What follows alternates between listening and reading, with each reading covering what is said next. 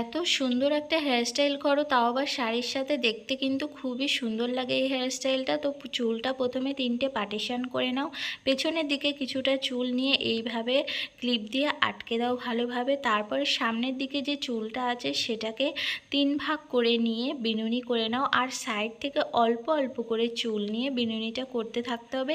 দেখতে কিন্তু খুব ভালো লাগে। এক সাইড থেকেই কিছুটা করে চুল নিয়ে কিন্তু বিনুনি করবে।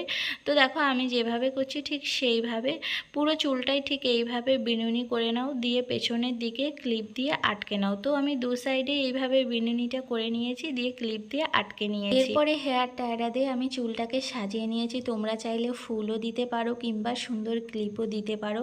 তো দেখো কতটা সুন্দর লাগছে, এরকমভাবে ওপেন হেয়ার স্টাইল করলে কিন্তু দারুণ লাগে। আর যে কোনো বিয়ে বাড়িতে বা পুজোতে তোমরা কিন্তু এরকম হেয়ার স্টাইল করতেই পারো, খুবই সুন্দর লাগে আর খুবই ইজি এই হেয়ার।